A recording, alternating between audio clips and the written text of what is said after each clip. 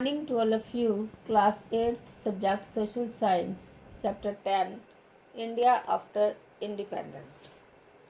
Dear students, आज इसमें हम एक कॉन्स्टिट्यूशन इज रिटन के बारे में पढ़ेंगे, नए संविधान की संरचना। तो डियर स्टूडेंट्स, आप अपनी बुक का पेज नंबर 129 निकालें, तो वहाँ से आज हम पढ़ेंगे। Between December 1946 and November 1949, some 300 Indians had a series of meetings on the country's political future. तो दिसंबर 1946 से नवंबर 1949 के बीच तकरीबन 300 भारतीयों ने देश के राजनीतिक भविष्य के बारे में लंबा विचार विमर्श किया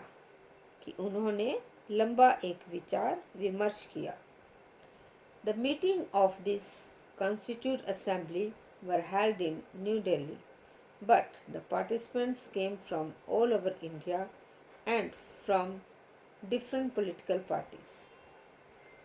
This discussion resulted in the framing of the Indian Constitution, which came into effect on 26 जनवरी 1950। तो यद्यपि इस संविधान सभा की बैठक नई दिल्ली में आयोजित की गई थी, परंतु इसके सदस्य पूरे देश में फैले हुए थे और वह बहुत सारी राजनीतिक पार्टियों के प्रतिनिधि थे। इन्हीं चर्चाओं के फलस्वरूप भारत का संविधान लिखा गया, जिसे 26 जनवरी 1950 को लागू किया गया। One feature of the Constitution was its adoption of universal adult franchise. All Indians above the age of 21 would be allowed to vote in state and national elections. तो हमारे संविधान की एक खासियत ये थी कि उनमें सार्वभौमिक वयस्क मताधिकार का प्रावधान किया गया था। इसका मतलब ये था कि 21 साल से ज़्यादा उम्र के सभी भारतीयों को प्रांतीय और राष्ट्रीय चुनावों में वोट देने का अधिकार था। तो all Indians above the age of 21 would be allowed to vote in state and national election. This was a revolutionary step, for never before had Indians been allowed to choose their own leaders. In other countries such as the United Kingdom and the United States, this right had been granted in states. तो हमारे संविधान की एक खासियत ये थी कि उसमें सार्वभौमिक वयस्क मताधिकार का प्रावधान किया गया था। तो इसमें से पहले कभी भी भारतीयों को खुद और नेता चुनने का अधिकार नहीं मिला था। ब्रिटेन और अमेरिका जैसे अन्य देशों की जनता को ये अधिकार टुकड़ों टुकड़ों में ही दिया गया था। Then men who were educated were also added on. Working class men got the vote only after a long struggle. Finally, after a bitter struggle of their own, American and British women were granted the vote. On the other hand, soon after independence, India chose to grant this right to all its citizens regardless of gender, class or education. तो जैसा कि मैंने आपको बताया था, उसी के अनुसार वहाँ सबसे पहले संपन्न पुरुषों को वोट देने का अधिकार मिला। इसके बाद शिक्षित पुरुषों को भी मताधिकार दिया गया। मजदूर पुरुषों को काफ़ी लंबे संघर्ष के बाद ये अधिकार मिला। महिलाओं को सबसे अंत में मताधिकार दिया गया।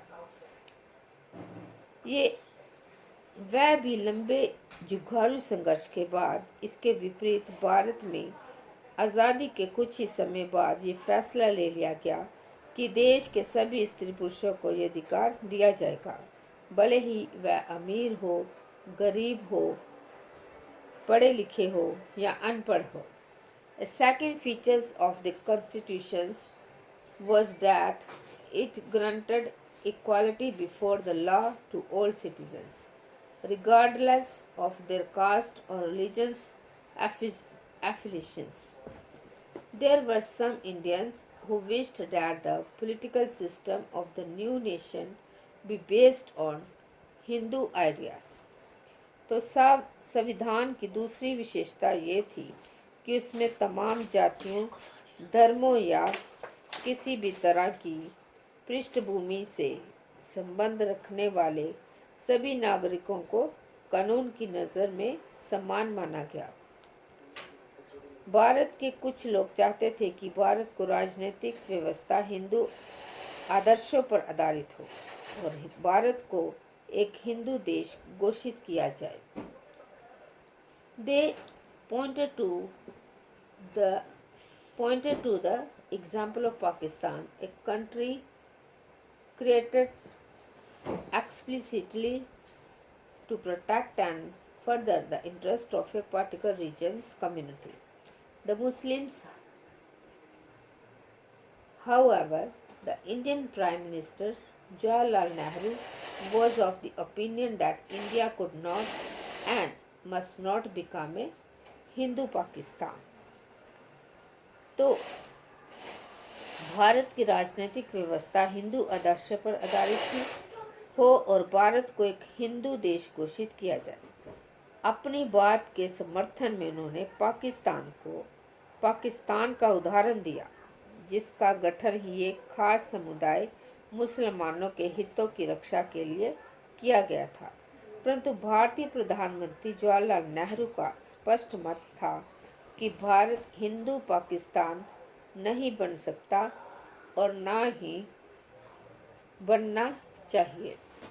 डियर स्टूडेंट्स, अब ब्लैक बोर्ड पर मैंने होमवर्क लिखा है, इसको आप कॉपी पे उतारना और याद भी करना। तो आपका क्वेश्चन है, when was the Indian constitution adopted? इसका आंसर है, the Indian constitution was adopted on 26 January 1915. Thank you and have a nice day.